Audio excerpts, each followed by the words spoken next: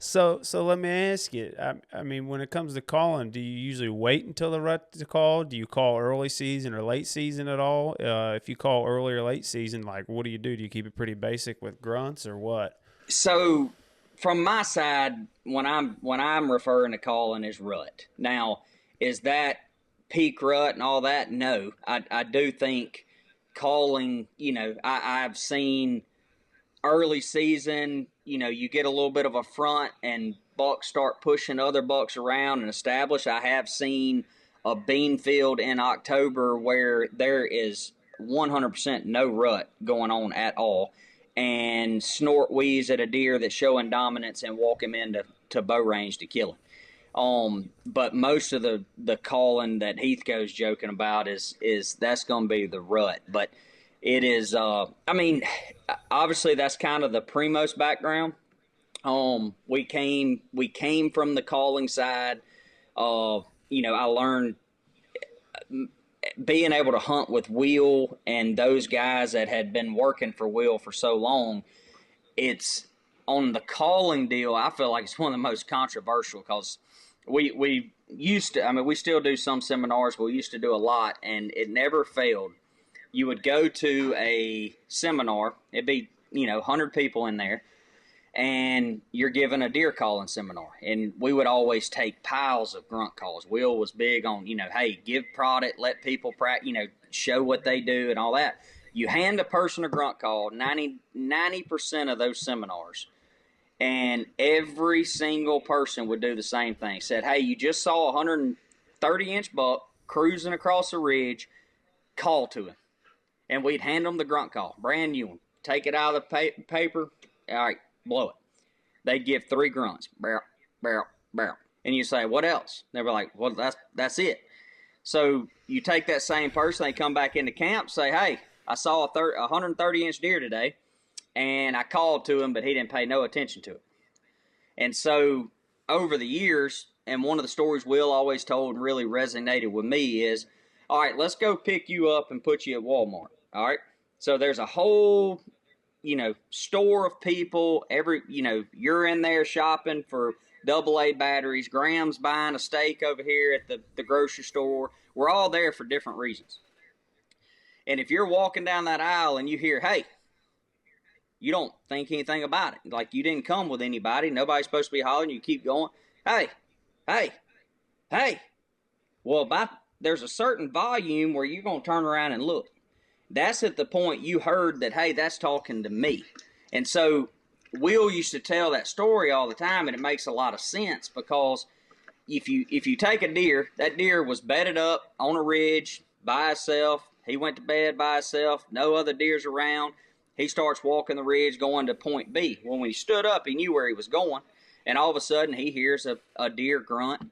He doesn't pay any attention. They hear it all the time. Deer vocalize all the time amongst themselves.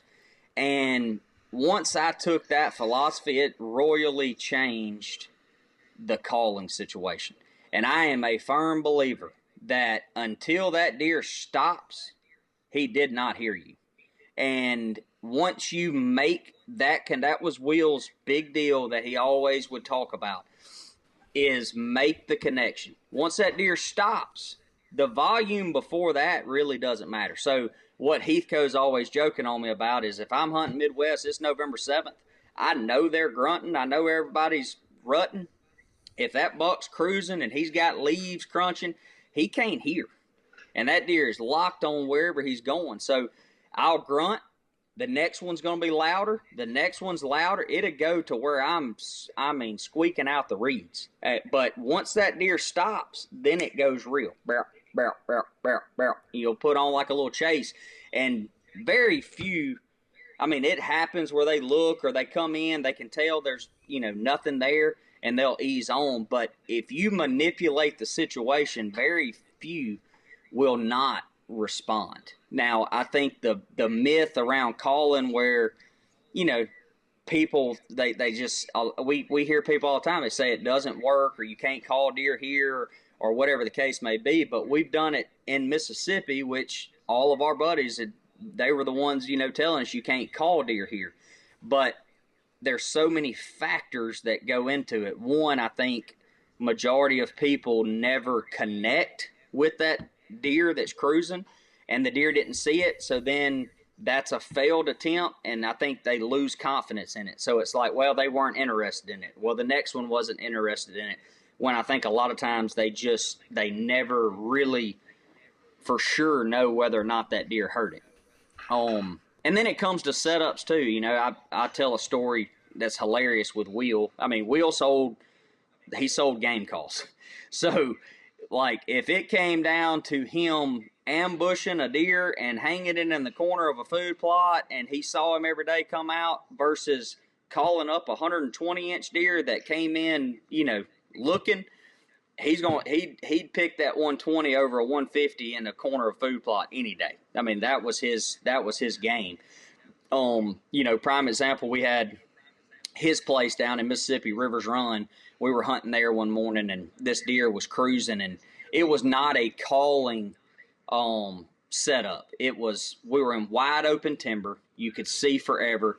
A deer's cruising, and he's cruising straight to us. And I'm like, this deer's just going to walk by at 30 yards. Will's got his bow. Deer gets to 70 yards, and he just grunts right in his face. Just, Row! That deer stopped, started looking. And, of course, you can see all the way through there. He just turned around on a dime and eased off. And Will turned around laughing at me, and he was like, way too open for that. I probably shouldn't have called. I was like, considering he was about to be 32 yards, Will, we could have just shot him. Like, he was coming right to us. But that was him, you know, and that's kind of how we broke our teeth in the industry, was being around that. So the calling has become a big part of what we do, for sure. Yeah, I call a little bit. I had one this year I rattled in. I can't remember if it was a blind rattle or not, but where he came in, he stopped about 20 yards from my tree, but there was a bunch of cedars there, so I couldn't see him. I could hear him stop and grunt, and he stood there, and then he turned around and went the other direction. The one deer I did shoot, I called him in. It was like November 6th. It was the night before. Me and my buddy were going out, and like it was like 72 degrees the day before, and it was only going to be like 66 the next day. I was like, I don't care, that 7-degree temperature drop. I'm telling you, I think they're going to move in the morning. We woke up. He goes, it's not going to happen. I said, I'm telling you, it's kill day. You're going to shoot one about 8. I'm going to shoot one between about 8:45, 9 o'clock. Freaking 8:05, I get a text message. Big buck down. I'm like, oh, now I got to do my part. Uh-oh. So I sat there for like 45 minutes. That deer was running around checking does on that ridge a couple days before that based on the cameras. I was like, I don't want to get heavy on him, but maybe give him something to get jealous about. So I did like a bleat and tendon grunt sequence. About 10 minutes later, man, he came walking from that ridge, walking dead nuts at me. And where that stand hits, now that you talk about the terrain and having it set up kind of like turkey hunting, it's back off the hill a little bit. And he had to come walk within 20 yards of my stand to like look down over the crest of the hill to say, okay, where was that at? I ended up smoking him at 20 steps. Well, I mean, that drop tine buck that I saw last year, I did a blind rattle because normally the deer came in the field an hour before they did that night. I rattled. Haven't even dropped my bag in my backpack, and I had 2 does come running, a 6-point, 3 more does come running, and then the 8-point with a drop tine, and they went about 85 yards away. He wasn't paying no attention to the does anymore, so I hit a grunt, and that's when he came right over to me. But then my stand popped on a piece of bark and didn't get a shot at him. But listen, cuz don't help weighing 240. I mean, one of the biggest deer I had a chance with a bow. I mean, it was blind calling, in my opinion, kind of in that situation screwed me up, honestly, because we were sitting there, and it was 30 minutes after daylight, and it's rut, and so I, loving to call, I grab a grunt call, I put on a chase, roar out the very first note, and then barrel, barrel, barrel, barrel, just kind of slow chasing, and the deer I was hunting, he was actually bedded up kind of off my left shoulder. Well, he was able to get to where I was manipulating. I mean, right off the bat, he just dropped straight off into there, could tell it, and of course got downwind and blew him out of there. That's one that I kind of regret. I feel like if I would have not called then, I would have eventually seen him cruise across that ridge and called to him. Then I would have been between where he is and there. So I like to see them a lot more and know than I do the blind calling, but I definitely do blind call. But I feel like if I can see them and know at the point that the terrain is manipulated to them, I feel like my odds are really high at calling him in for sure. Yeah, well, like you said, it's a lot like turkey hunting, man.